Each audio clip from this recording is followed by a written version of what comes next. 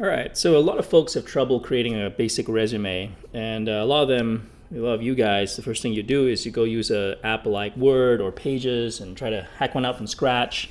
And invariably, what happens is you run into problems with figuring out how to do the formatting. How do you create a vertical line? How do you put things in tables? How do you format it so that it looks like a resume rather than, a report for school?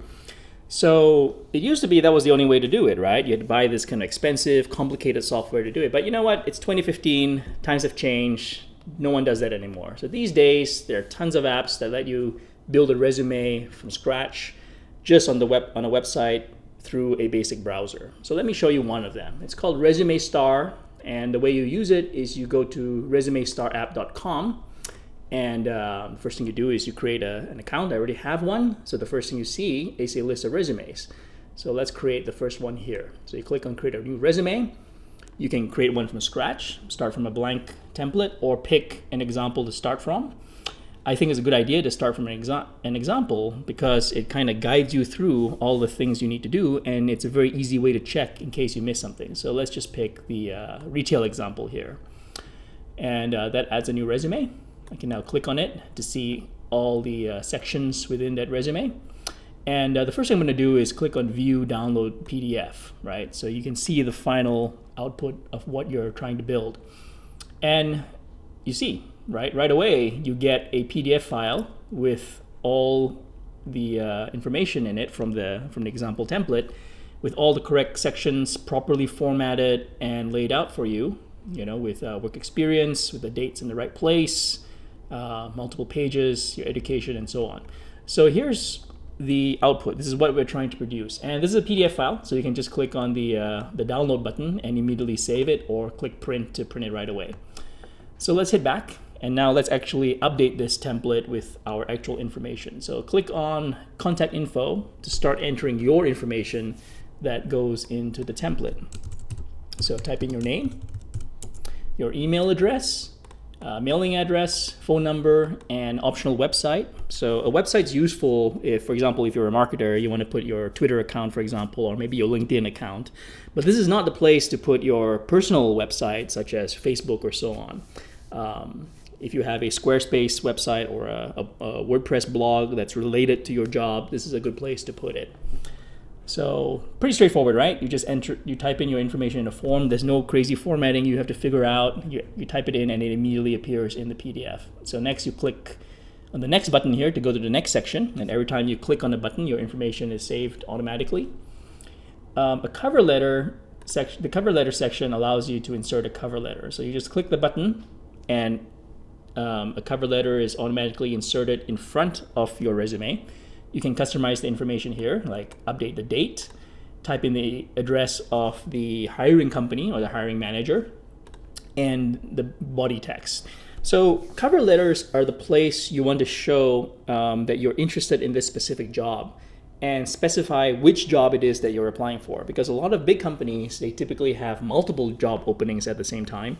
So if you're emailing in your resume, it's a good idea to specify the job position in the email and also specified here in the cover letter, which is attached to the resume. So that way, in case the file gets forwarded to someone else, they'll know which position you're applying for, right? So enter or type in the exact position that you're applying for at the company that you're applying for.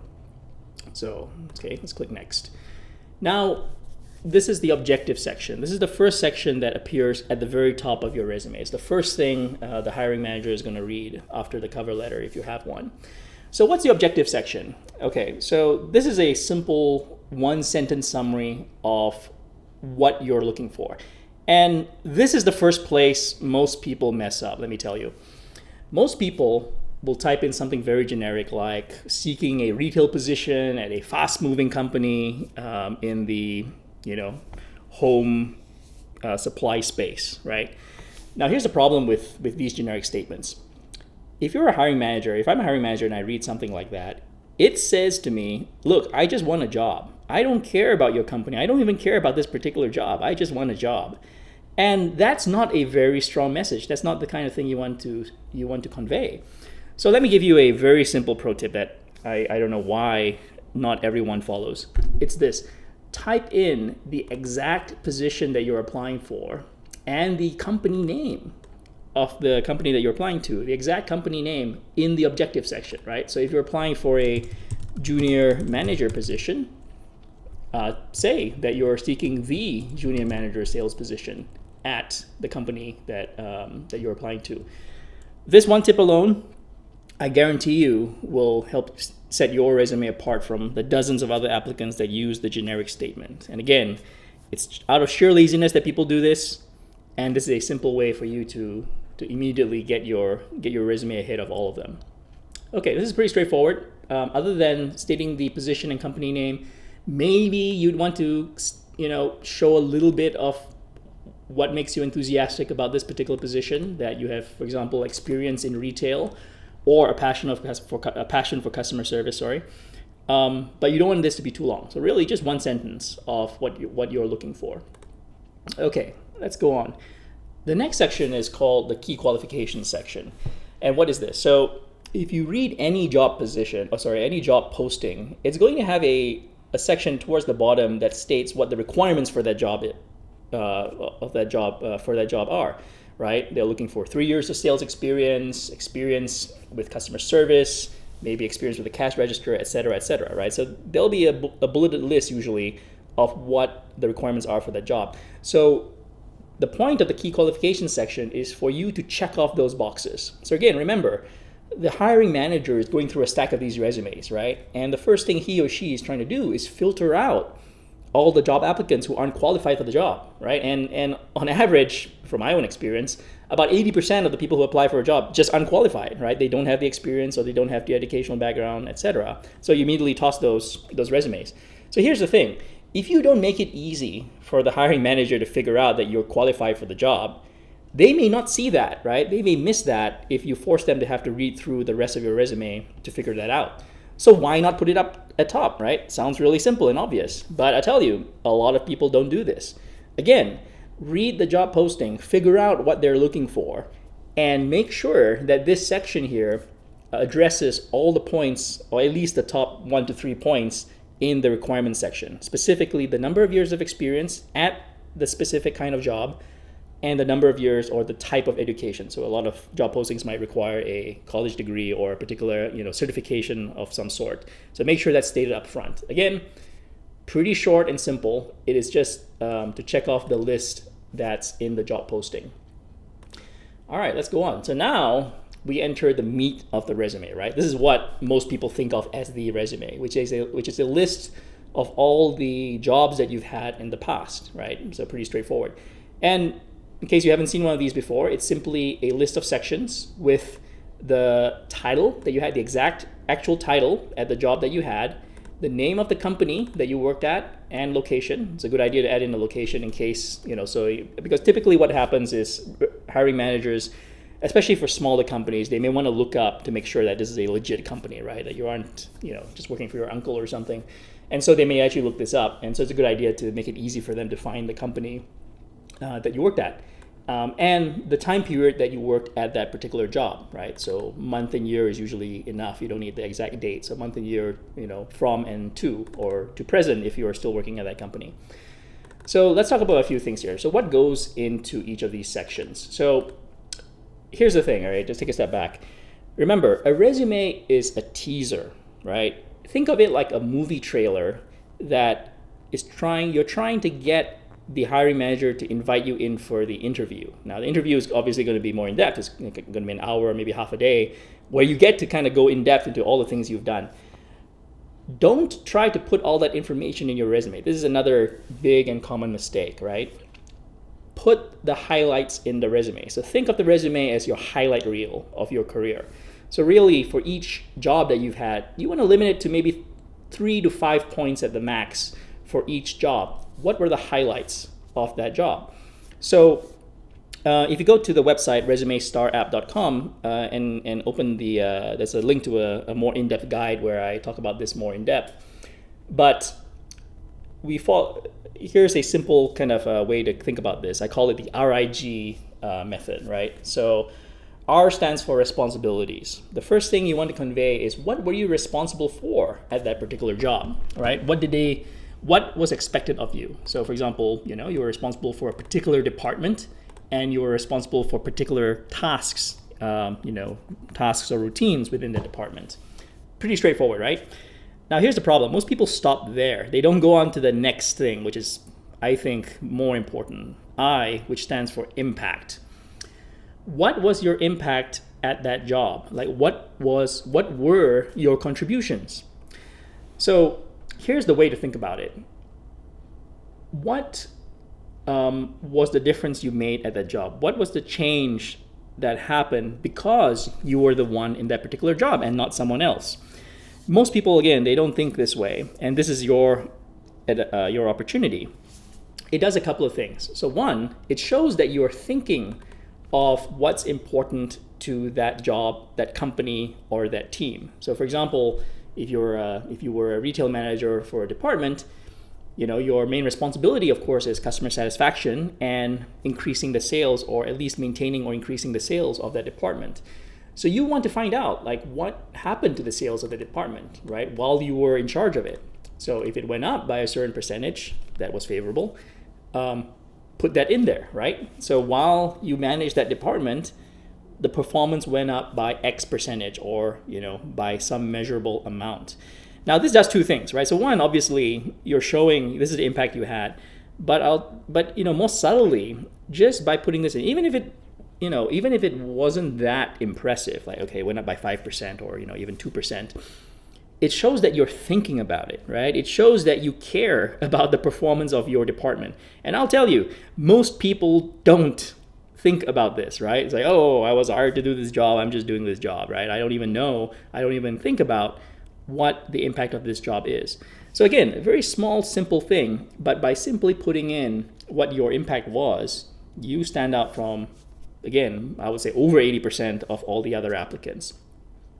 Now, even if the accomplishments weren't that impressive, now again, if you were starting off at an entry-level job, let's say you were a security guard or something, even putting in something simple like I had a perfect attendance record, or I had a 100% customer satisfaction record, etc., that alone shows that you care about the impact you had at the job. And not just the fact that, okay, I had a job, I'm showing up, I'm getting my paycheck, that you actually cared about what the impact you had while you were there. All right, makes sense? Pretty straightforward, right? So R is for responsibility, I is for impact.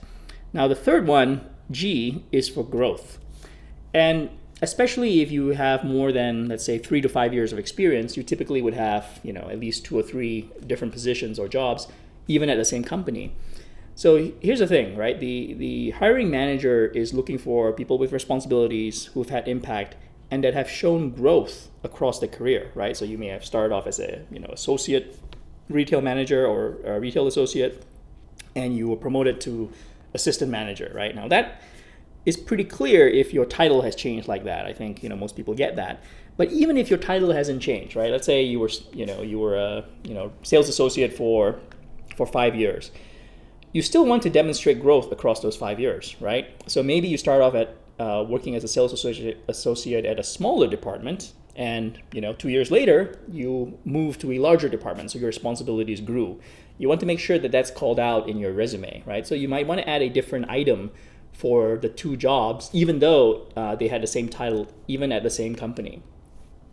The other thing you might want to add in these sections are things like awards, right? So if you want some kind of sales award or some kind of performance award or some kind of team recognition, that's obviously good stuff you want to put in here. Most people get that.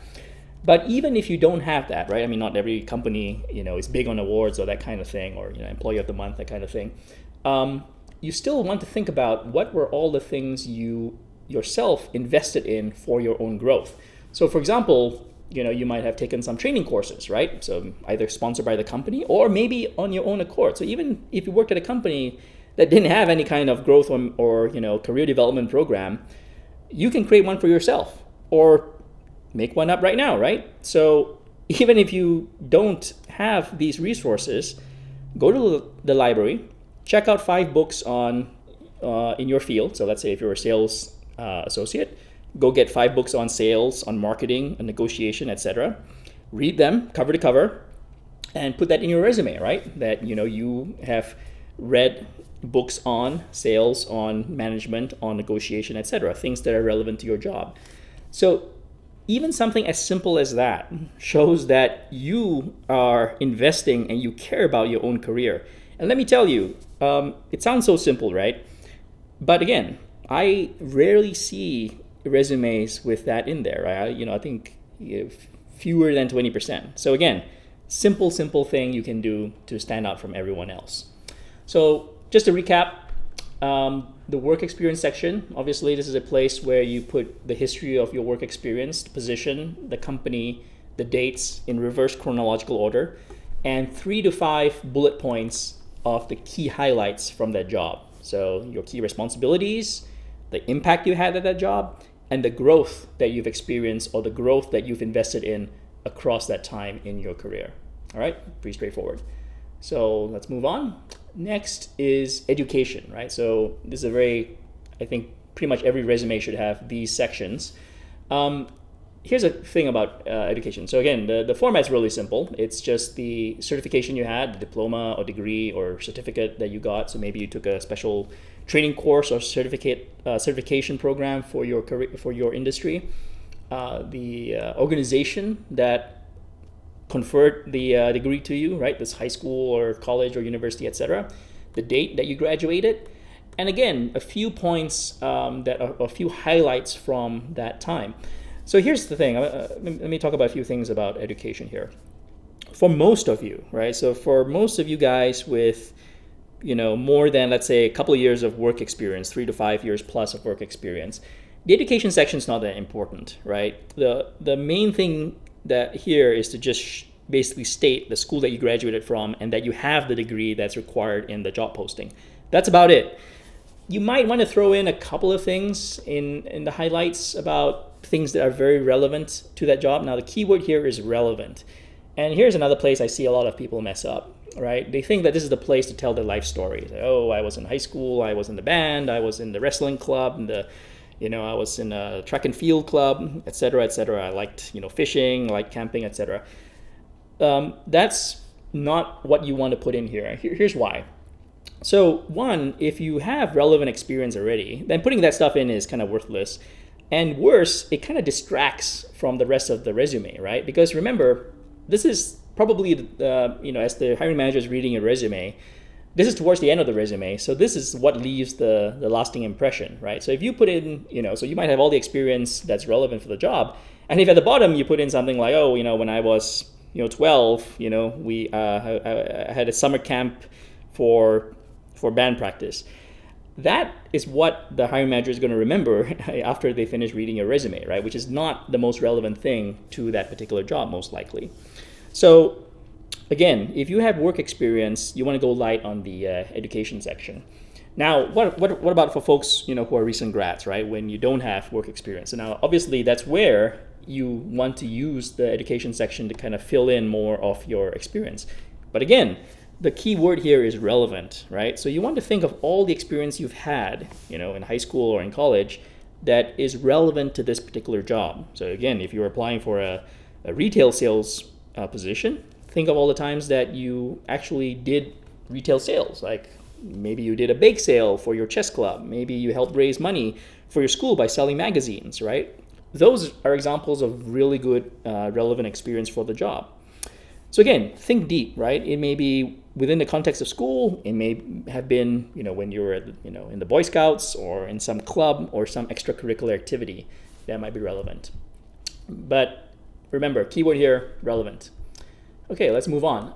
Okay, we've pretty much covered all the major sections that go in a resume, right? The objective, the key qualifications, work experience, and education.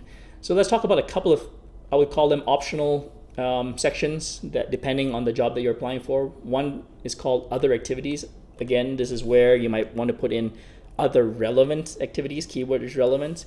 Things that show, demonstrate responsibility, impact, and growth.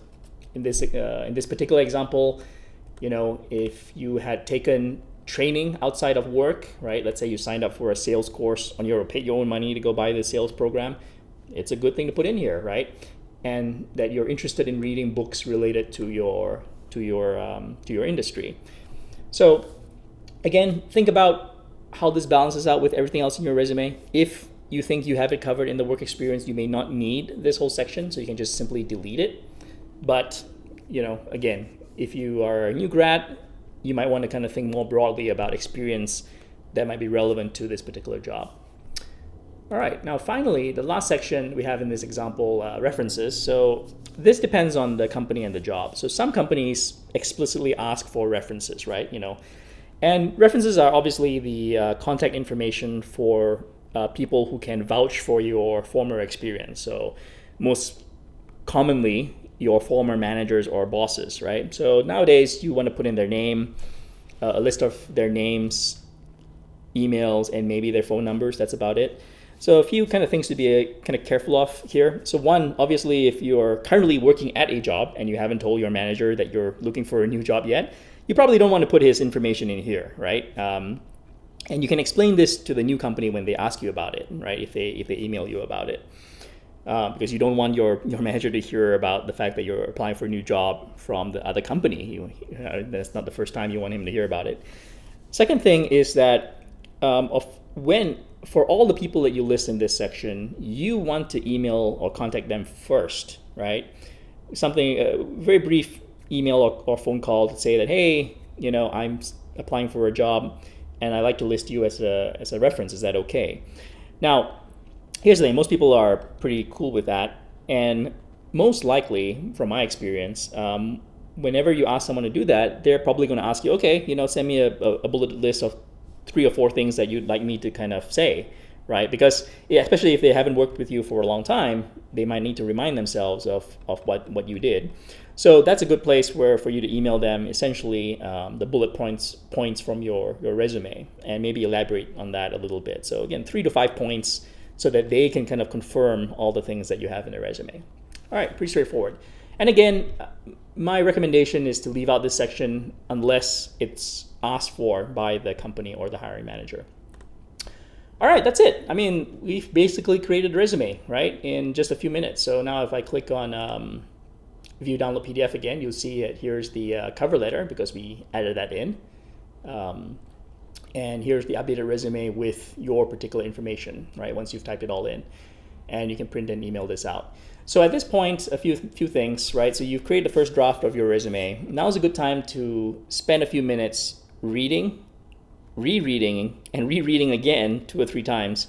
Look for typos, mistakes, changes in the order, or making sure that the titles are correct, the names are correct, etc. Right? The dates are correct. And if you have a friend, highly recommend forwarding this to 1 or 2 friends for them to double check, look for typos and stuff like that. You won't believe. I mean, again, in my own personal experience, guarantee that there'll be at least 2 or 3 typos minimum the first time you create a draft of your resume. So get it proofread, right? Edit. Okay, so that's it. So now you can download this, email this to the company to apply for that particular job, or upload it to their website if they require it. You're pretty much done. So a few things. At this point, you've created this resume. So what you want to do is you want to rename this, right? So this is my resume. So click the button to rename it. Let's go back to the list. A few things, right? One, make sure you create a customized resume for each job you apply to. Again, most people don't do this. I don't know why. People like to send the same resume to multiple companies and jobs. So it says, they always say the generic thing in the objective section, for example. And it's a waste of time. It's a waste of your time. It's a waste of the company's time. It's a waste of the hiring manager's time. It's like spam, right? Don't do that. Just because other people are lazy, that's your opportunity. This is your opportunity to kind of get ahead of the competition. So a very simple thing you do is here in the resume section, you click on this duplicate button, right, which makes a copy of that resume. So now you have an exact copy of the resume you just created, and you can go in and change it, right? So if you're applying for a different company, right, just type it in here. So, whatever the particular company name is, right? Home Supply, let's just say. And there you go. All right. So hopefully you found this useful. again, just wanted to show you how easy it is to create a resume with Resume Star. You just go to the website, resumestarapp.com, and you can have a resume created in as little as 15 minutes. There's also a link to a more in-depth guide if you go to the resume section here. So there's a resume writing guide which goes into more in-depth into some of the tips that I talked about today. And there are a few extra tips that I didn't get a chance to touch on. So definitely read that if it's the first time you've written a resume in a while. Other than that, I think that's all you need to pretty much create a resume. So again, if you have any thoughts or questions, leave a comment below or click on the feedback button on the website. You can send us a message and we'd love to respond to that. So other than that, good luck and all the best. Thanks a lot.